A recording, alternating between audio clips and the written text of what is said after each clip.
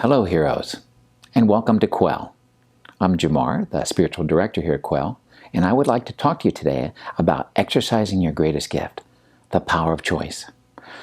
So we're making choices all the time, and when it comes to our choice making, often we're of the impression that if I just have more time to spend in the research or the development of where my choice is coming from, we have the immediate access to this wealth of information, which we call the internet, and you can spend 2 minutes or 2 days in search of more information to justify the decisions that we make.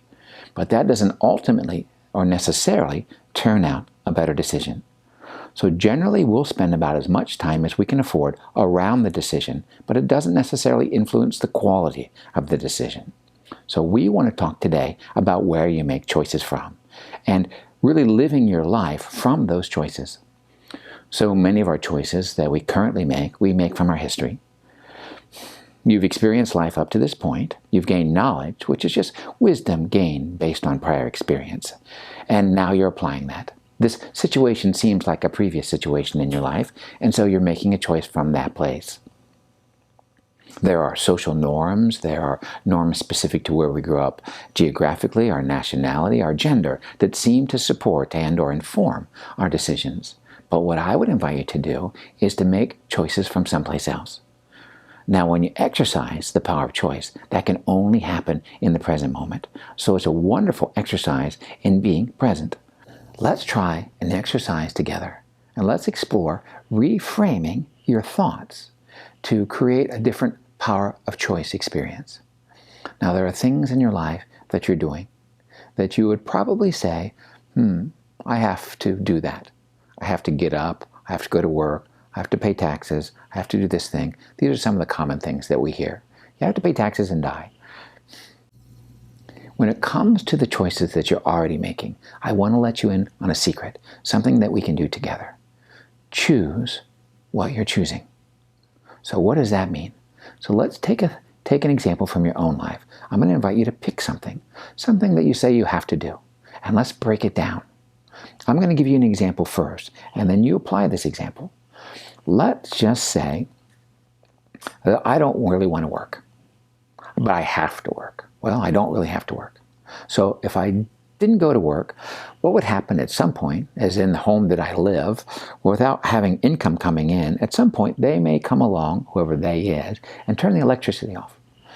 Now, I have grown very attached to the air conditioning, I can assure you of that. And I like the air conditioning. But at some point, the air conditioning would go, and the TV would go, and the home would go. And there's a series of other steps that may happen along the way that might be my financial undoing by not going to work or not generating potential income. So in that case, ultimately, my big decision at the end of all of that line is what kind of box do I want to live in? Am I looking for a dishwasher box or maybe a new refrigerator box? Because at some point, I'm going to have to live in a box if I don't go to work. So the choice is, do I choose to go to work or do I choose to live in an appliance box somewhere behind a building? Well, I choose to go to work. And by choosing that, it empowers me because the alternative is one that I would ultimately find unpleasant. So those things that you're going to do, whether it's as simple as making a bed in the morning or setting up your alarm to get up 10 minutes early to meditate or to start that new exercise program, to journal, whatever you've been intending to do that you think you have to do or that you should do, I would invite you to choose that thing. Choose that thing. So let's take a moment and find some paper and pencil. Great. That was pretty quick. So let's write down something that you would prefer not to do, something that you have to do, anything in your life. And then right underneath it, maybe 4 steps of what would start to happen that you would consider to be very unpleasant. For me, it was, I didn't go to work, and then I didn't pay for the house, and I didn't pay utilities, and then they turned those off, and then they took my house away, and ultimately I ended up having to live in a box. Now that may seem pretty extreme, but that's ultimately and potentially where that goes. So we want to play it out that way. So pick the area of the thing that you have to do. Okay, good. Write that down, and then write 4 or 5 steps underneath it of what would be the undoing if you didn't do that thing? What would be the consequences of not doing that thing? And pretty quickly, it starts to become clear that it serves you to do that thing.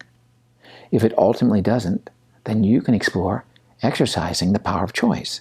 And that is another way to move your life forward in the direction that you choose. And if it does serve you to continue to make that choice, then choose it. Put your life force into it and celebrate it. I choose to do this thing because of these benefits. So that you begin to have the benefit of that once again, of your life force flowing in an affirming way in the choices that you're currently making in your life. And this little simple process of choosing to do the thing that you're going to do anyway will shift your relationship with it. When I invite you to choose from a place that doesn't involve your history, that's not something that we're generally comfortable with or even know how to approach. And I'd like to give you an example. If I were to suggest to you that you were to choose chocolate or vanilla, and you can't choose from your history, go ahead and choose now. Pick one. Okay, which one did you pick? Okay, and why? Now you've got a whole bunch of reasons in your head that might sound like, oh, I like the taste, it's creamy, it's this, it's that. But those are all decisions that are made from your history. Now, if you make a decision that doesn't come from your history, you're completely liberated to make any choice that you want. If you ask any 4-year-old or maybe a 3.5-year-old why they choose chocolate or vanilla, they're going to say, ultimately, because, which is a very good answer, because it's to be at cause, which is all the justification you need for decision. You don't have to justify your decisions. At some point in our life, it can be helpful to make the next most right decision. And there are social norms that society suggests to us, and it's nice to know what those social norms are so we can choose to participate or not. This is what we expect of you. When you make choices from someplace else, you're liberated. And we want to allow that, to offer that to you today. When you choose from a place that just being at cause, there's a freedom that comes, a freedom of expansion, of liberation, of creativity that naturally expresses through you, uniquely as you. Those choices really create the life, the dream life that you want to have. When it comes to your health, when it comes to your wealth, relationships, where you live, how you live, all of those are choices that you'll make. So when you make a choice, it's nice to take it as a choice. Let's try a little exercise. It's nice to pick an area that you need to make a choice in.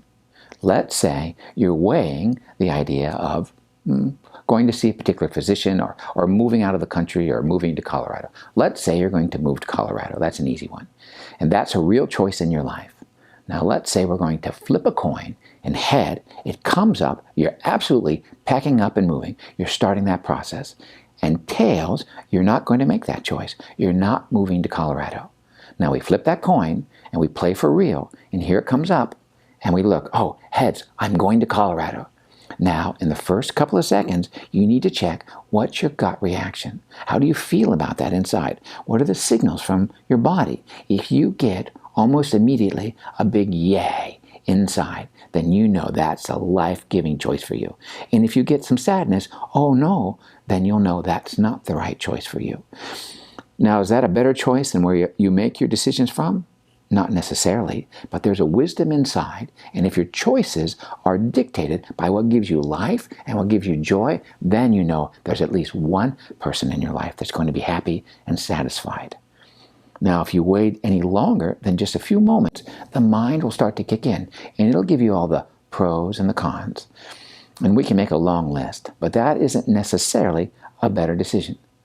Now, I'm not suggesting that there's a foolhardy decision you need to make, or even if there is such a thing. But if we make decisions based on the desires of our heart, there's liberation. There's a sense of living your life as yourself and not as someone else, not as you think you should. When we focus on doing the next right thing, it's initially helpful. That path can be clear, but ultimately that will evolve into making the next most loving choice, which brings a whole lot of brand new options into your life, into your consciousness. When we are making the next right choice, it limits the possibilities of how you express yourself, of what and or where you can pick from. when you make the next loving choice, that opens up a whole arena of other opportunities in your life. If I were to make the next right choice, that may suggest this is obviously the next step. This may be what my mother or my father, my boss, someone else in my life would suggest that I do. But if I opened up to what's the next most loving choice for myself, then that's something that's going to feel, at least to this one, to thine own self be true, liberating. So we want to exercise our choices from a place that brings expansion into our life. If it brings some sense of limitations, then those are suspect. Where do we make choices from?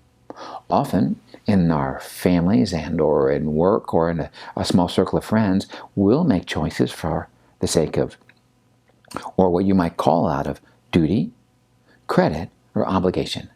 And those three things are suspect: duty, credit, or obligation. There's nothing wrong with any one of those three by themselves, but if they're informing your choices and taking away the power to choose because you should do this and you should do that, and you end up shoulding all over yourself, it doesn't really give any sense of movement of your life force in the creation of the life that you choose to have, how you'd like to show up in your life, how you'd like to live. Some of those repressed choices ultimately manifest in some heavier, denser expressions in the body that we call imbalance.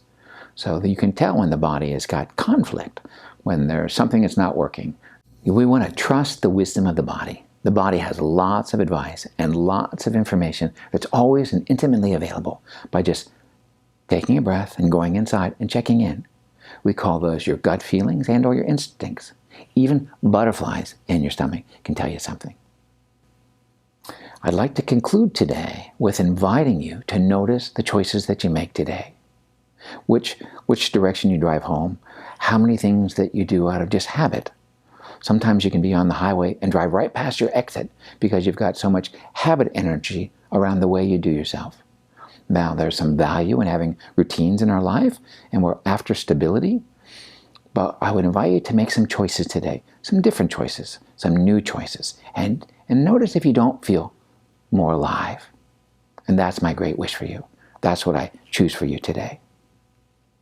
And remember, to heal, to feel, and to be proud. A hero is courage, and the hero is you.